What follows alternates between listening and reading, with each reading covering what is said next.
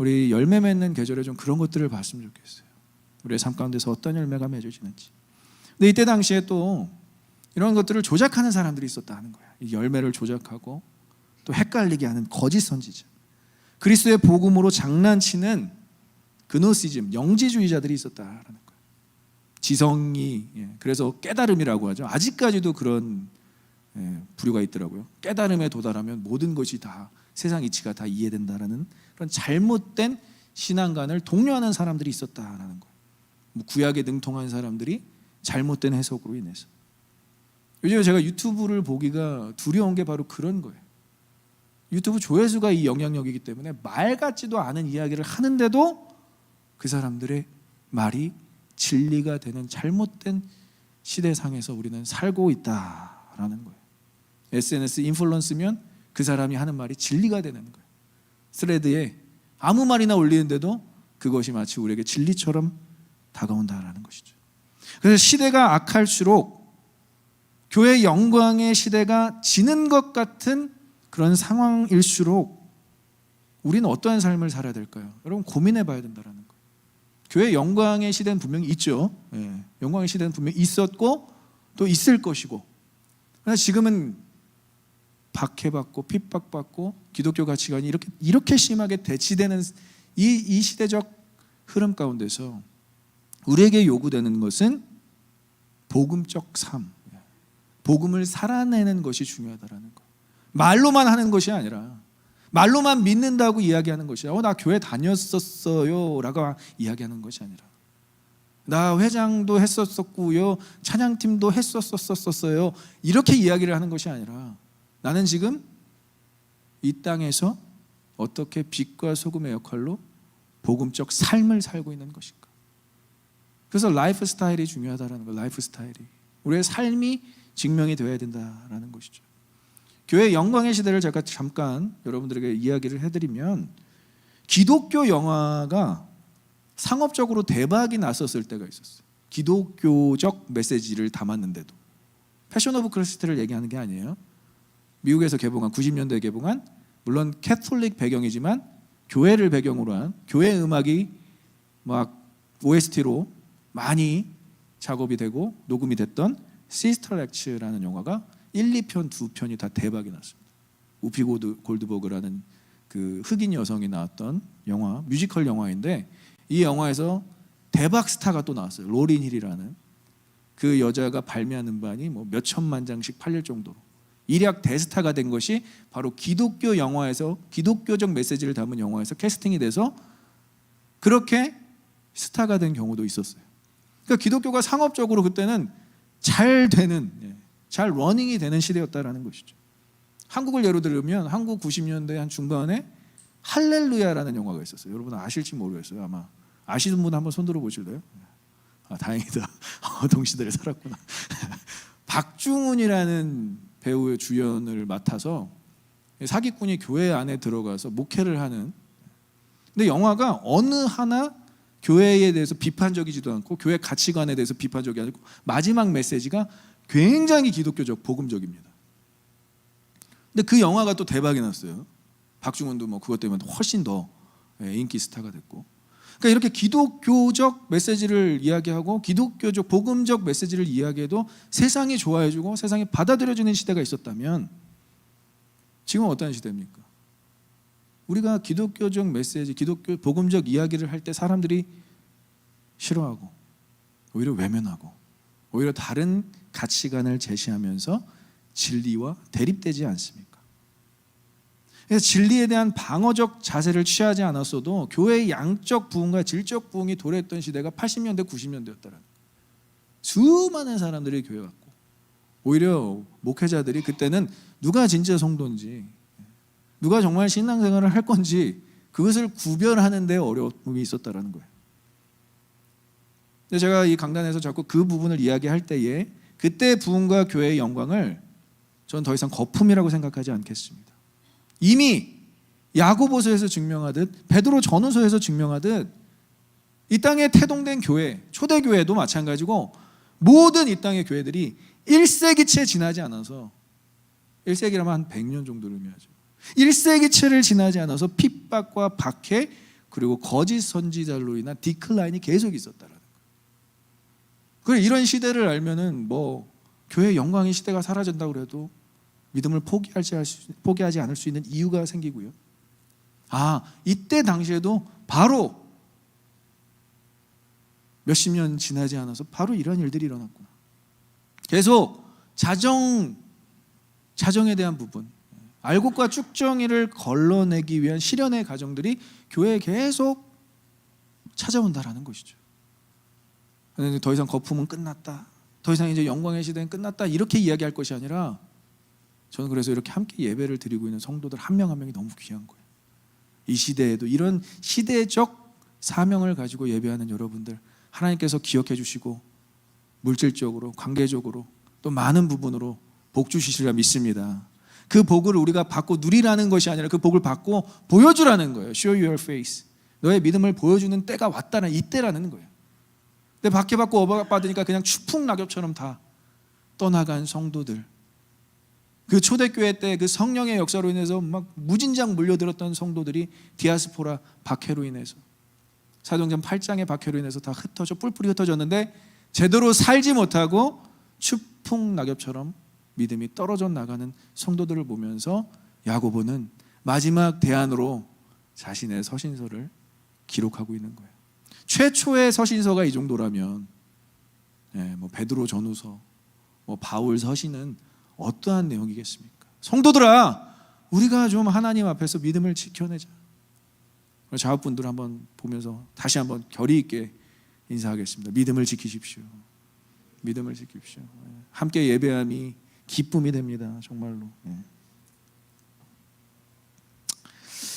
그래서 오늘 주제는 조금 무겁지만 우리가 좀 받아들일 필요가 있어요. 이것을 심어낼 필요가 있어요. 야고보서의 주제라고도 할 수 있는 2장 14절부터 17절. 이 단락은 헬라어로 디아티비레라는 논쟁적 구도로 쓰여져 있습니다.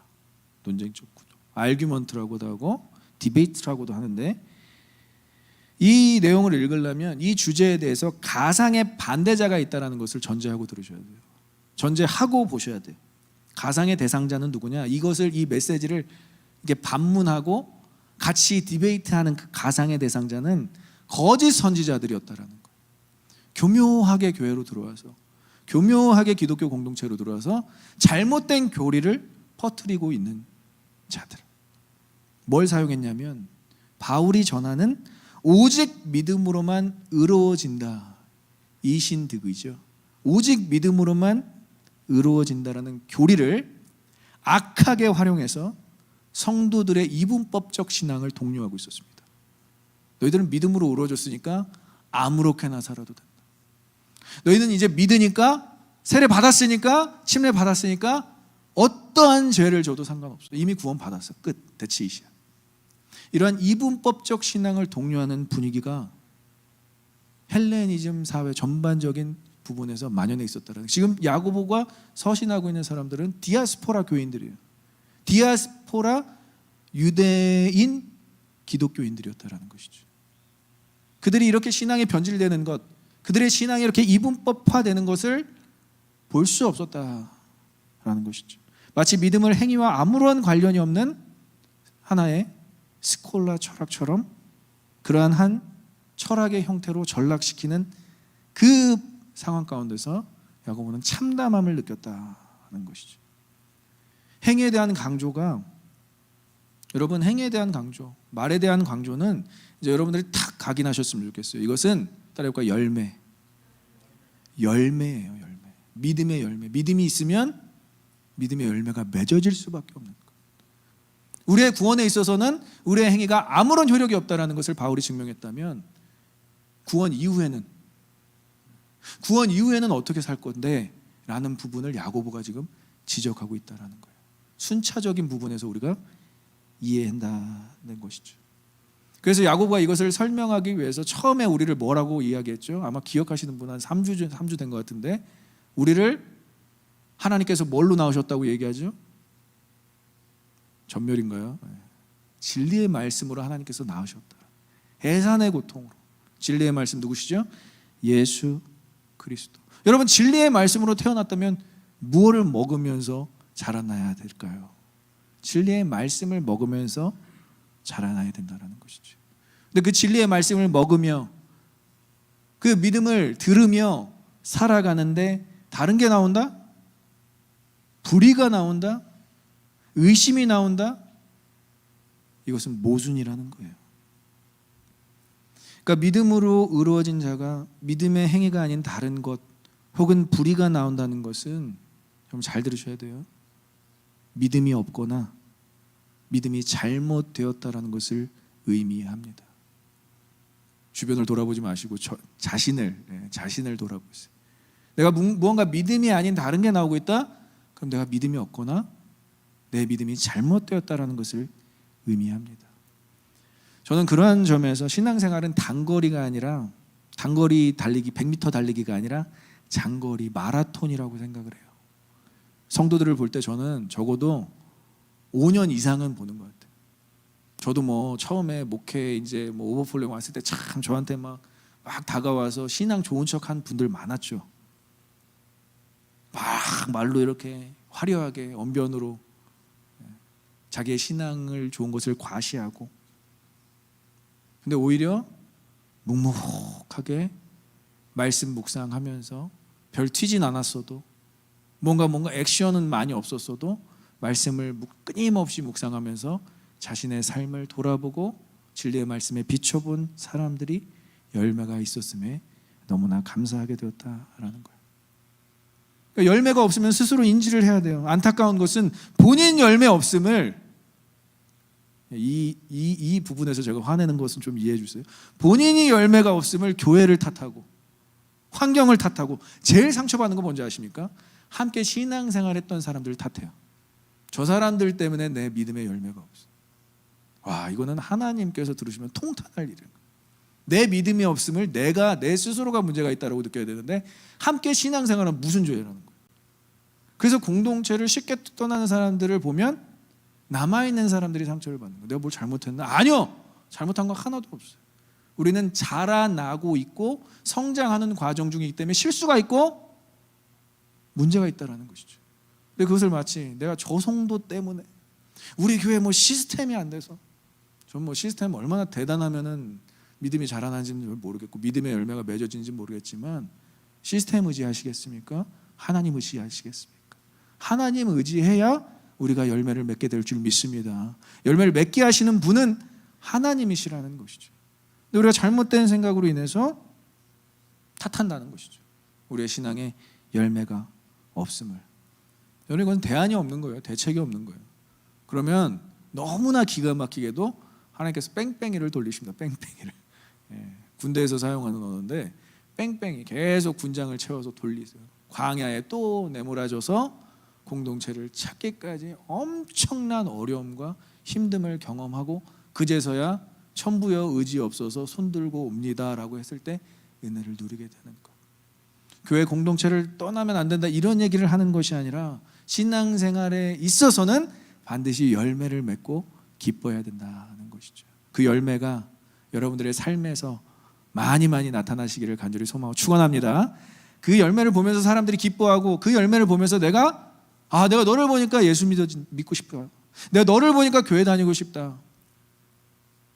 여러분, 하반기에 조금 이제 전도가 더딘데 우리 교회에 제일 우리 그 새신자를 많이 데려온 자매가 한 명 있어요. 그 자매가 제가 뭔가 무슨 이유가 있을까 하면서 이렇게 함께 대화를 나눈 중에 그 자매가 참 이렇게 말을 잘 들어주더라고요. 말을 잘 듣고 많이 웃어주더라고요. 이러한 모습 때문에 사람들이 이 자매를 통해서 교회로 유입되는구나. 근데 이 자매 보고 왔는데 막상 우리 멤버들 보니까 표정이 어둡고 막 무서워요. 뭐야, 얘만 이랬던 거야? 약간 이렇게 오해하게 돼요. 그럼 한번 웃어보세요. 스마일. 제가 웃는 상이 아니어서 여러분들 좀 웃어주셔야 돼요. 제가 웃는 상이 아닌데 저도 노력할게요. 근데 그 자매의 모습 속에 편안함, 뭔가 모를 평안함. 그래서 사람들이 그 자매를 통해서 오게 되더라고요. 이런 열매들 우리 좀 하반기에는 도전되었으면 좋겠어요. 여러분들이 열매를 보고 많은 사람들이 여러분들을 보고 교회로 찾아오는 놀라운 역사가 있길 소망하고 축원합니다. 아멘 안 하신 분들은 제가 조금 기억해 두고 있을 거예요. 봤어요. 자, 그래서 뭐가 문제인가? 그러면 행함으로 믿음을 보여줘야 되는데 이 야고보가 지적하는 부분들을 꼭 기억하셔야 돼요. 첫 번째는 코이노니아의 부재가 이들에게 행함을 나타낼 수 없는, 믿음을 행함으로 나타낼 수 없는 첫 번째 이유가 되었다라는 것이죠. 우리 15절 한번 같이 읽어보겠습니다. 만일 형제나 자매가 헐벗고 일용할 양식이 없는데, 여러분 이 본문을 잘 보셔야 되는 게 모든 서신서, 대부분의 서신서 주로 아델포스 형제만 언급합니다. 근데 오늘 자매가 들어가 있어요. 자매들 잘 보셔야 돼요. 아델페라는 단어가 들어가 있어요. 왜 자매를 여기에 삽입해서 강조했는가? 기독교인이라는 이유로 1세기 당시에는 더욱 핍박과 박해를 받은 사람들이 형제들보다 자매들이었습니다. 만약에 남편이 없거나 경제 활동할 수 있는 어떠한 능력이 없으면 완전히 고립된 삶을 살 수 있는 것이 자매들이었다라는 거예요. 형제들은 그래도 신앙생활을 할 수 있는 가능성과 여유가 있었다면 자매들은 조금 더 이 신앙생활을 시작하면서 모든 것들이 다 제약을 받기 시작했다라는 거예요. 그래서 얼마나 이들에게 가혹했냐면 오늘 보니까 자매가 헐벗고, 이것은 이 팔레스타인 지역은 겉옷이 생명과 같습니다. 사막 기후이기 때문에 언제 바람이 들이닥칠지, 그리고 이거 단순히 겉옷의 역할이 몸만 가리는 게 아니라 호흡기를 가려야 돼요. 아니면 먼지가 다 들어가게 돼요. 건강을 잃게 되는 거죠. 근데 이 자매가 지금 헐벗다라는 것이 겉옷이 없다라는 것을 의미하고 속옷과 같은 그런 시로락의 형태만 두르고 있는 상태를 의미합니다. 얼마나 가난했어요. 그러니까 끔찍한 일이 막 일어나는 거예요. 예수를 믿는다는 이유로. 그 사도행전 2장에 나온 그 표면적인 부분, 너무나 우리에게 중요한 부분, 교회의 태동과 교회의 부흥, 그런 역사들 너무나 감사한데 지금 1세기도 채 지나지 않아서 자매들이 이렇게 어려워지고 가난해졌다는 거, 예수를 믿는다는 이유로. 지금도 세계 도처에 일어나고 있는 일들이죠. 근데 이게 지금 일어났다라는 것은, 이것은 가설이 아닙니다. 실제로 일어났었다는 일이에요. 형제나 자매가 헐벗고 일용할 양식이 없다. 이 일용할 양식은 여러분 주기도문의 주제입니다. 나중에 제가 성경 공부하면서 알려드리겠지만 이 일용할 양식 너무나 중요해요. 유일하게 사람이 이 땅에서 인간이 일용할 양식을 걱정하지 않았던 때가 광야 시대였던, 하나님과 유일하게 동행하며 하늘에서 내리는 만나를 먹었던 때가 유일하게 일용할 양식을 걱정하지 않았던 때라는 거예요. 여러분 굶는 분들 계십니까? 이 일용할 양식을 못 먹고 지내는 분들이 있다는 거예요. 지금 만약에 그런 분들이 있다면 제가 어떻게 그냥 굶은 상태에서 예배를 드리게 하겠습니까? 밥이라도 사드리고 예배에 오게 하시고, 아니면 다른 분이라도 제가 소개를 시켜드리겠지. 근데 이 일용할 양식조차 없어서, 그보다 더 나아가 겉옷이 없어서 속옷으로, 그 얇은 속옷으로 하루를 지내는 사람들이 있었다라는 것은 뭐의 문제냐? 공동체의 문제였다라는 거예요. 사회의 문제 이전에 공동체의 문제였다.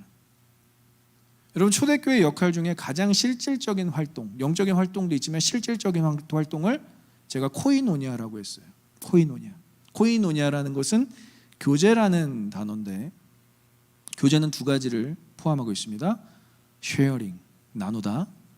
그리고 두 번째는 프로바이딩. 이 두 가지가 이루어져야 교회의 코이노니라고 할 수가 있어요.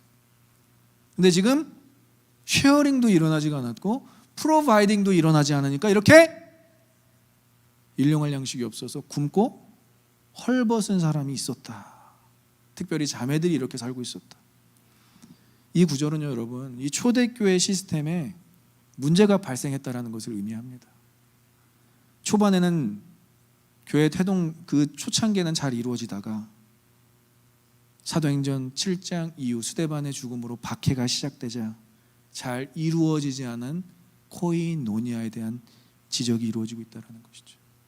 근데 여러분, 가족끼리 힘들다고, 나 이 가족 떠나서 살래, 엄마가 나가고 아빠가 나가고 자녀가 나가고, 이런 그 가족이 이루어질 수 있을까요? 유지될 수 있을까요? 야고보는 어떻게 상황과 환경 그리고 정책이 바뀌었다고 해도 너희들의 믿음이 가변적일 수가 있니? 초대교회 때는 그렇게 열심히 나누고 초대교회 때는 그렇게 열심히 공급하다가 박해와 억압과 경제적인 차압이 있다고 어떻게 이런 사람들을 그냥 내버려 둘 수 있느냐? 저희가 이제 10월 달에 두 교구가 합해서 연합해서 그래도 교회에서 또 지원하는 부분이 좀 있어서 함께 교제를 나눴어요. 근데 여러분 그 교제의 중요성을 좀 아셨으면 좋겠어요. 그것은 우리가 떡을 나누면서 그 물질을 또 서로 나누면서 다 쉐어들 하더라고요. 또 물질을 나누면서 또 정보 공유를 하면서 정보 공유, 이 땅에서 살아가는 정보 공유를 하면서 이루어지는 코이노니아라고 할 수 있어요. 그래서 교구장들이 뭔가 어레인지를 할 때 뭔가 연락을 잘 안 하고 좀 이렇게 참여를 안 하는 분들, 제가 연말에 꼭 시상을 하도록 하겠습니다. 기억해뒀다가 지금 교구장 분들을 통해서 제가 다 듣고 있어요. 누가 연락을 절대 안 한대요. 분명히 일 떨어지는 걸 확인했는데 절대 연락을 안 준다고. 여러분 우리 교구장님들 너무 수고해 주시고 애써주고 계신 거예요. 그 코이노니아를 놓지 않기 위해서 그래요. 문제가 있는 걸 알아야 도와주지. 어려운 거를 알아야 무언가 액션을 취해주지. 쉐어링만 일어날 게 아니라 프로바이딩, 실질적인 프로바이딩이 이루어지기 위해서 코이노니아는 계속 유지됐어야 된다는 거예요. 근데 우리가 아는 그 초대교회, 야고보가 지도자로 있는 초대교회에 이렇게 헐벗고 있는 자가 있었고 매일의 양식이 없는 자가 있었다. 이것은 심각한 문제였다는 거예요. 생각해 보십시오, 여러분. 이 15절 내려주셔도 돼요. 자신이 속한 교회 혹은 소그룹에, 여러분 속한 소그룹에 형제나 자매가 헐벗고 있고 겉옷이 없어서, 만약에 날씨 추워지는데 겉옷이 없어서 정말 얇은 그 옷만 입고 매일의 양식이 없어서 굶고 있는데, 여러분 그냥 지나칠 수 있는 사람이 여기에 앉아있다라고 저는 믿고 싶지가 않아요. 적어도 예수님께서 가르쳐 주신 주기도문의 주제가 일용할 양식인데 우리가 그렇게 굶고 있는 사람, 우리가 어떻게 그 헐벗고 있는 사람을 그냥 지나갈 수 있겠냐 말입니까? 여러분 많이 먹잖아요. 모였을 때 정말 많이 먹잖아요. 근데 만약에 못 먹고 그것에 대해서 무언가 페이를 할 수 없는 사람을 돌아볼 수 있는 여력이 있다면 여러분들 마음 가운데서는 그래도 하나님이 주시는 마음, 하나님께서 맺게 하시는 열매가 있다라고 생각을 합니다. 코이노니아는 스탑되면 안 돼요. 이 교제 안에서 이루어지는 나눔, 교제 안에서 이루어지는 공급은 절대 스탑되면 안 돼요. 왜? 이런 사람들이 발생을 하니까. 그래서 우리는 자주 모여야 되는 거예요. 모이기에 힘써야 된다는 거예요. 모이지 않으면 이것들이 이루어질 수 없다는 거예요. 근데 벌써 교회의 핍박으로 인해서 사람들이 모이지 않기 시작했다라는 것이죠. 얼마나 안타까운 일입니까? 여러분 이제 교구 모임을 이제 하고 가을에 11월 달에는 좀 새로운 프로그램으로 교구 모임을 또 진행할까 해요. 자주 모이시고 교제하시고 서로의 필요를 나눌 뿐만이 아니라 서로 공급해 주시는 그런 교구 모임이 되시길 간절히 소망하고 축원합니다. 그 안에서 그런 코이노니아를 이룰 수 있다라는 것이죠. 그리고 한번 생각해 볼까요? 예수를 믿고 교회를 다니기에 가장 좋은 시대에서 우리는 살고 있지 않나. 그리고 그러한 나라에서 살고 있지 않나. 여러분 한국과 미국은 종교의 자유가 허락되는 곳이에요. 지금도 예수를 믿는다는 이유로 경제적으로 억압되고 사유재산이 뺏기고 경제활동조차 못하게 하는 상황이 날마다 일어나는 제3세계가 있다는 것이죠. 아까 우리 꽃들도 찬양을 하는데 저는 이 찬양이 작사 작곡을 일본 분이 하셨어요. 근데 이 일본 땅에 사역을 하시는 분이신데 일본 땅에 사역을 할 때마다 소망이 없고, 이거는 죄다 믿으면은 다 배교하고, 배교란 말 아시죠? 그냥 기독교를 저버린다라는 거, 하나의 종교로 인식해버린다는 거. 이게 자신에게 이루어지는 너무나 큰 핍박이어서 소망이 있을까? 이 찬양의 가사를 여러분 곱씹어야 돼요. 정말 소망이 없는 땅에서도 하나님께서 꽃을 피워내시고 하나님께서 열매를 맺게 하신다는 그 소망 하나로 이 찬양을 지었다라고 제가 예전에 간증을 들었던 적이 있어요. 여러분, 우리에게 소망은 누구입니까? 예수 그리스도이시잖아요. 그분이 우리의 소망이 되셔서 우리의 삶이 그래도 이렇게 하루하루 살아갈 일용할 양식이 있고 헐벗지 않는 은혜가 있는데 그 은혜를 누린 사람들이 어떻게 헐벗은 사람과 굶주린 사람을 지나칠 수 있겠냐는 거예요. 이 첫 번째 지적하는 부분이 바로 코이노니아의 부재였다라는 것이죠. 우리의 행함이 더디고 우리의 믿음이 보여지지 않는 이유가 바로 이 코이노니아의 부재. 여러분 꼭 기억하셨으면 좋겠고요. 두 번째는 따라 보겠습니다. 말로만 하는 경건. 코이노니아의 부재가 없는 것은 어느 정도 이해가 된다면 이 말로만 하는 경건은 정말 사람을 실족하게 만들고 우리의 신앙을 병들게 하는 원인이 될 수 있습니다. 16절 같이 보겠습니다. 너희 중에 누구든지 그에게 이르되 평안히 가라, 덥게 하라, 배부르게 하라, 그 몸에 쓸 것을 주지 아니하면 무슨 유익이 있으리요. 이게 뭐죠? 말로만 하는 거예요. 말로만. 그 헐벗고 그 굶주린 형제 자매를 보고 유대인의 인사법이거든요. 평안히 가라. 나는 줄 게 없다. 평안히 가라.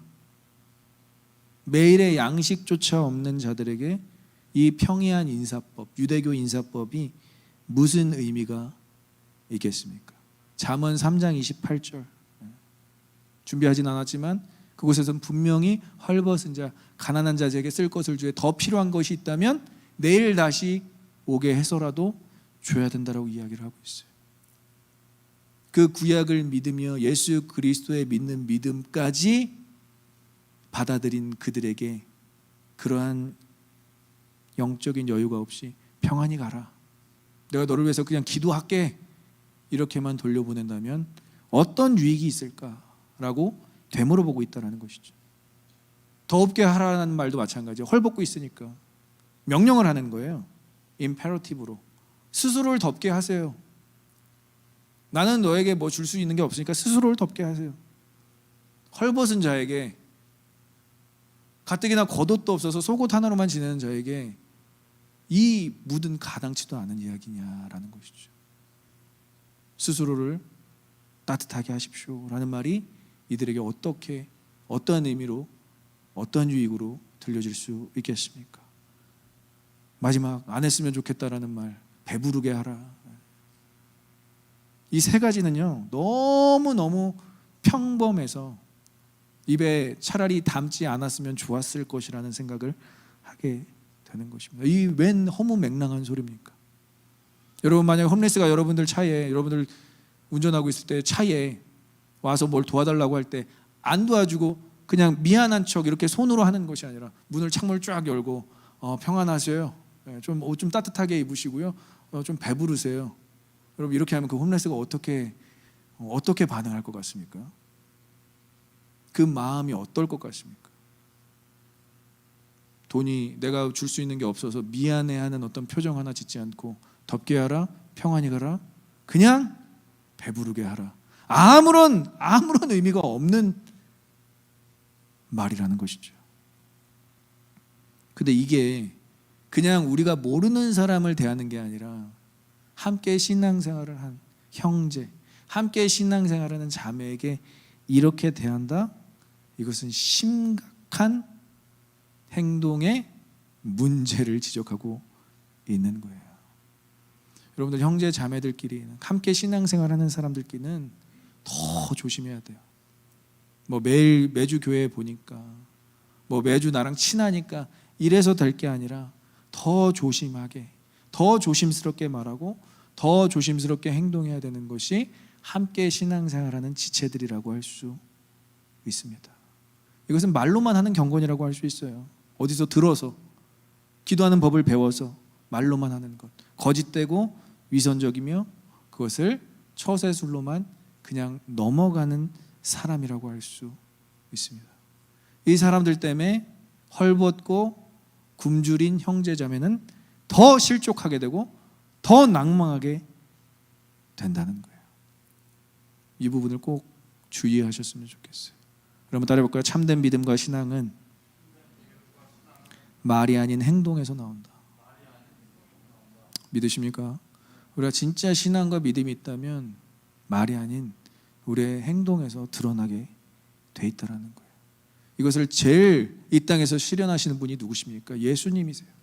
말로만 사랑한다, 말로만 내가 너를 위한다라고 하지 않고 진짜 이 땅에 오셔서 죽기까지 하나님께 복종하시고 자신의 몸을 내어주신 그분이 말로만 하는 것이 아니라 행동으로 어떻게 사랑하는 것을 보여주셨다라는 거예요. 그래서 남편들아 아내 사랑하기를 예수 그리스도가 교회를 사랑한 것처럼 하라고 얘기하는 거예요. 죽어줄 수 있어야 된다는 거예요. 빨리 손 들으세요. 아내를 위해서 죽어줄 수 있다. 왜 이렇게 늦게 들어요? 잘 들고 있어야 돼요. 제가 언제 들어갈지 몰라요. 우리 저기 잠옷실에서 준효 형제가 애기 한 손 애기 잡고 한 손을 이렇게 할렐루야. 믿음의 가장들이라는 거예요. 그래야 아내들에게 순종을 격발시킬 수 있다는 거예요. 순서가 그렇게 된다는 거예요. 죽어줘야, 내가 먼저 행동으로 보여줘야 아내들이 뭔가 순종을 하지. 아무것도 안 하는데 이게 순서가 그렇다는 거예요, 여러분. 닭이 먼저나 달걀이 먼저의 싸움이 아니라 예수 그리스도께서 교회를 위해서 죽으셨기 때문에 교회가 예수님께 찬양과 경배와 순종을 드리는 것입니다. 그게 너무나 중요하다는 거예요. 근데 말로만 한다? 예수님께서 나 너희들 사랑해. 이게 이신론이에요, 이신론. 신과 세상을 분리해버리는. 그래서 이분법적 신앙이 헬레니즘에 파다했던 거예요. 신은 신대로, 인간은 인간대로 사는. 신은 인간의 영역에 개입할 수 없다는 거. 아니요, 우리 하나님은 너무 우리를 사랑하셔서 친히 이 땅에 우리의 삶에, 우리의 인생에, 우리의 고달픔에, 우리의 어려움에, 우리의 눈물에 개입하셔 뚫고 들어오셨다는 거예요. 뚫고 들어오셨다. 역사를 깨고, 하나님의 시간적 흐름을 깨고. 시간을 뚫고라는 노래 있잖아요. 너무나 좀 진짜 성경을 좀 깊게 해석한 부분이라고 할 수 있겠죠. 말로만 하는 신앙생활, 말로만 하는 믿음은 아무런 의미가 없습니다. 말씀이 육신이 되었다는 것을 꼭 기억하셨으면 좋겠어요. 오히려 차라리 안 했으면 좋았던 말, 안 했으면 좋았던 말이 이런 말들이죠. 신앙생활을 같이 하면서 말로 실족하게 하는 사람들. 여러분, 말 많은 사람들이 교회를 제일 먼저 떠나는 거 아십니까? 말 많이 하고 이건 어떻고 저건 어떻고 요건 어떻고 나는 뭐 어떻고, 오히려 묵묵히 뒤에서 기도하시고 금요 기도회 때마다 그냥 조용히 가정과 교회를 위해서 눈물 흘리시는 분들. 제가 자주 드는 예시인데 제가 직접 경험한 부분이니까, 병원 신방을 제가 부교육자 때 많이 다녔어요. 그러면 이제 환우가 옆에 있고 저는 이제 부목사로 조금 대기하고 있어요. 왜냐하면 성도들이 오면 또 맞이해야 되니까. 근데 성도 중에 부류가 있어요. 부류가. 첫 번째, 보험사 유형. 막 와서 보험 어떻게 됐느니 막 따지는 거예요. 교통사고가 나서 지금 환우가 누워 있는데 보험 뭐 가입했냐고, 그쪽 보험은 뭐냐고 계속 그런 걸 물어봐요. 그럼 제가 막 민망해지는 거야. 성도님 보험 뭐 가입하셨어요? 말을 못 하니까 힘들고 지금 아픈데 계속 그 보험 별로 안 좋은데, 그거 많이 못 받는데, 이렇게 계속 접근하시는 거예요. 제가 너무 민망하더라고요. 그런 분들 병원 차라리 안 오셨으면 좋겠다라는 생각이 들어요.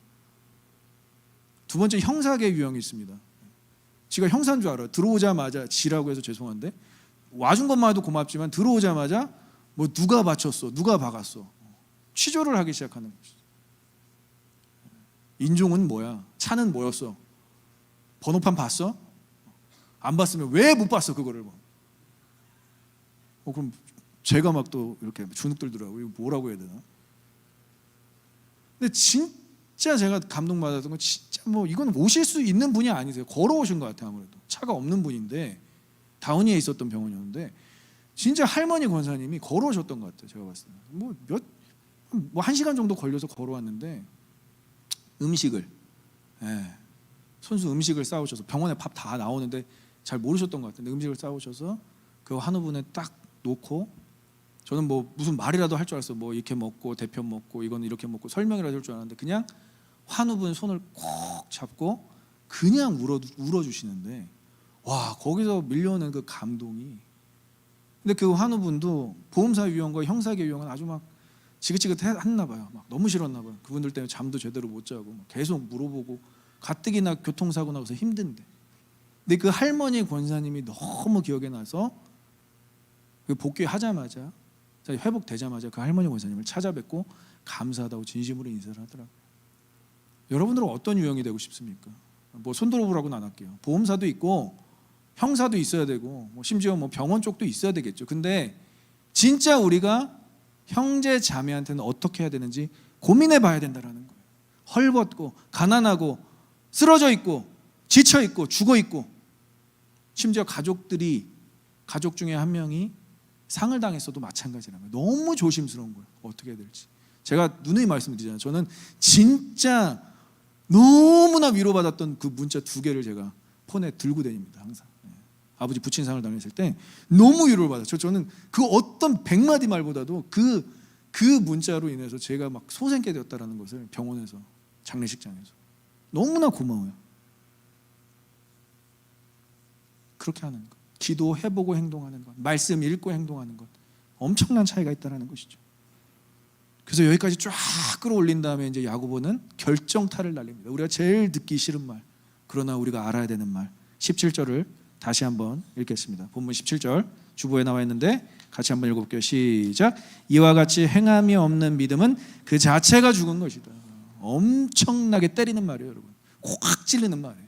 형제 자매에게 그렇게 할 수, 형제 자매를 그렇게 헐벗게 하고 형제 자매를 그냥 가난한데 냅두고 더 없게 하라, 배부르게 하라, 평안히 가라. 이 정도로 너희가 이 정도로 형제 자매를 대한다고? 그러한 믿음은 그냥 죽은 거야. 더 이상 생명력이 없는 거야. 죽었다라는 표현, 네크라라는 표현이에요. 이미 죽어서 죽어가고 있다가 아니야. 이미 죽었다라는 거예요. 생명력이 전혀 없고 유익함도 없고 썩어 있는 상태를 얘기해요. 악취가 나는 그 죽어 있는 상태를 네크라라는 단어로 명시해 두고 있습니다. 진리의 말씀이 심겨져서 하나님께서 진리의 말씀으로 태동된 우리가 이 생명, 열매 이게 없다는 것은 여러분 진단을 해보셔야 된다는 거예요. 뭐가 문제일까? 과연 내가 믿음이 있는 걸까? 이것은 여러분 진짜 뭐 혈액형, MBTI랑은 상관이 없는 거예요. 우리에게 정말 생명의 말씀, 진리의 말씀이 있다면, 그리고 우리에게 믿음이 있다면 믿음은 격발되는 거예요, 여러분. 격발이라는 단어 제가 너무 좋아하는 말이에요. 툭 치면 나오는 거예요.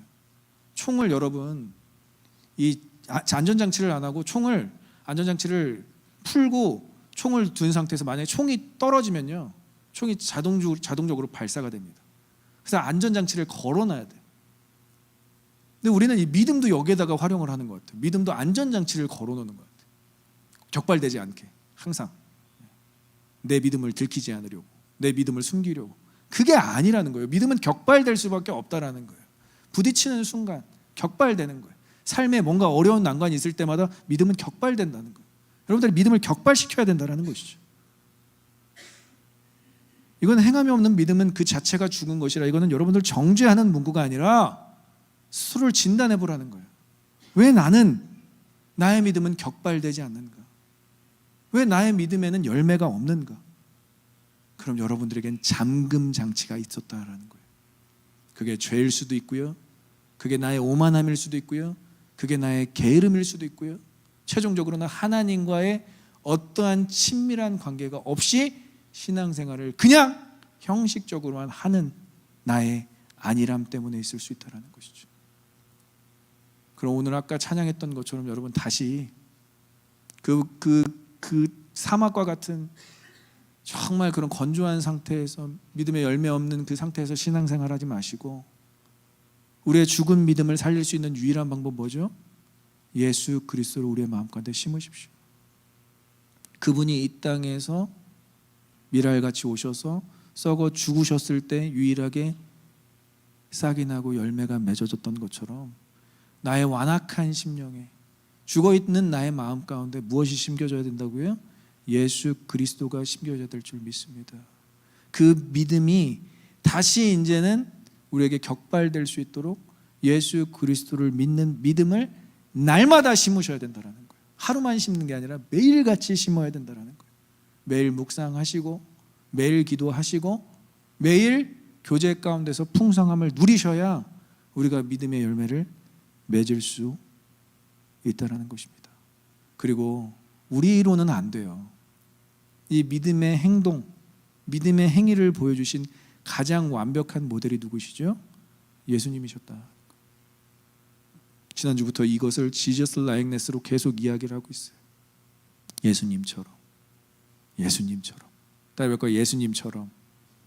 예수님처럼.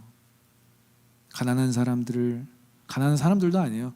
가난하고 궁핍한 형제 자매를 봤을 때 나의 반응이 예수님처럼.